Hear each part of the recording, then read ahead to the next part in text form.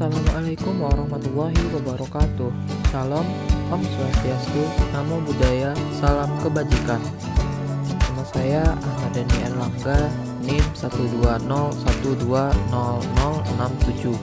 Nama saya Berta Musna, NIM 120120061 dari Prodi Teknik Fisika.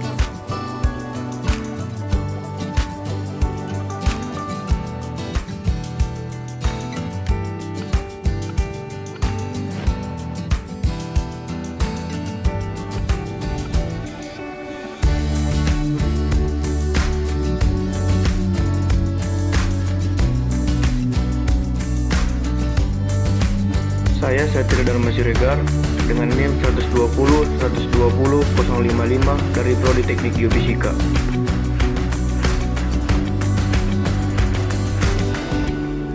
Teori, motor listrik adalah alat yang berfungsi untuk mengubah energi listrik menjadi energi mekanik atau energi gerak.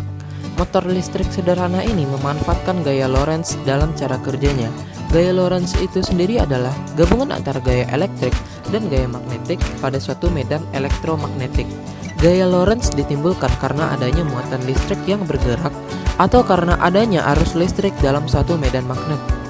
Arah dari gaya Lorentz selalu tegak lurus dengan arah kuat arus listrik yang dilambangkan dengan I, dan induksi magnetik yang ada dilambangkan dengan B. Motor listrik sederhana ini terdiri dari sebuah kumparan yang dipasang dalam daerah yang mengandung medan magnet yang berasal dari sebuah magnet silindris di bawah kumparan. Arus listrik dalam medan magnet akan memberikan gaya. Jika kawat yang membawa arus dibengkokkan menjadi sebuah lingkaran atau loop, maka kedua sisi loop, yaitu pada sudut kanan medan magnet, akan mendapatkan gaya pada arah yang berlawanan.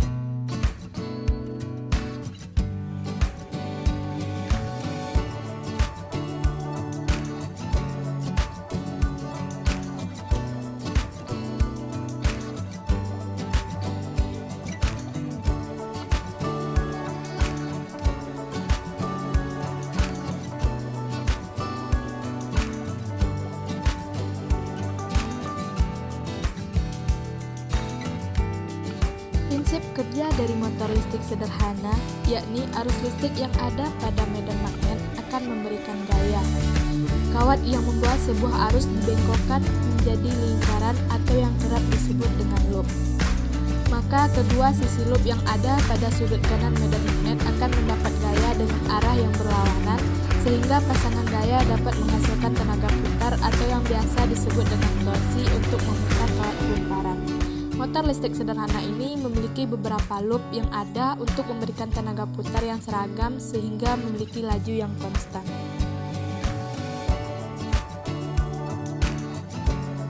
Keunikan dari alat ini adalah hanya dengan menggunakan baterai dan juga magnet yang diletakkan di sekitarnya.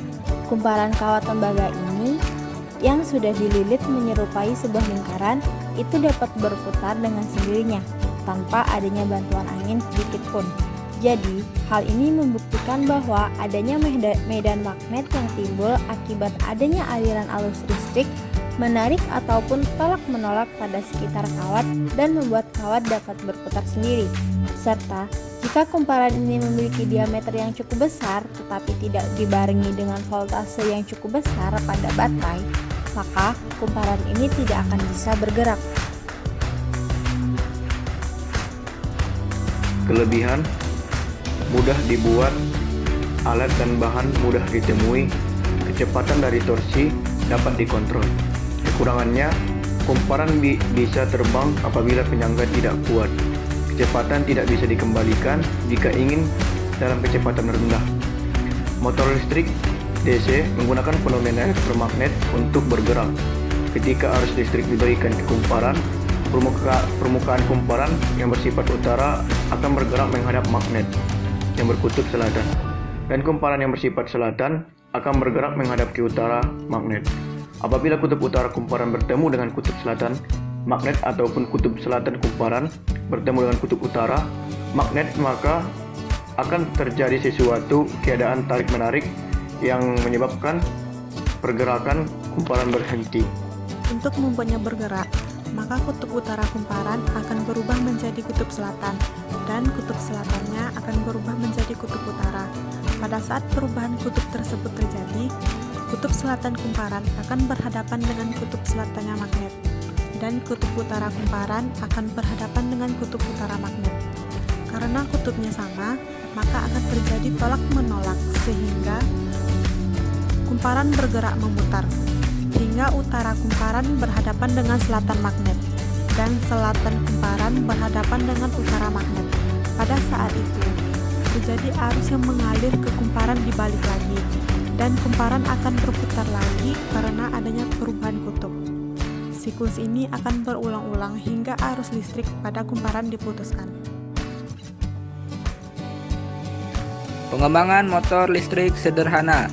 Untuk menghasilkan putaran yang lebih kuat, maka diperlukan lilitan kumparan yang lebih banyak dan medan magnet yang lebih kuat. Untuk alat yang lebih baik, dapat menambahkan beberapa komponen untuk menambahkan hasil yang lebih sempurna. Pada pengerjaan RBL, tugas akhir Fisika Dasar 2 ini tidak lepas dari berbagai macam kesalahan dan kelemahan, baik dari sistem peralatan yang kami buat.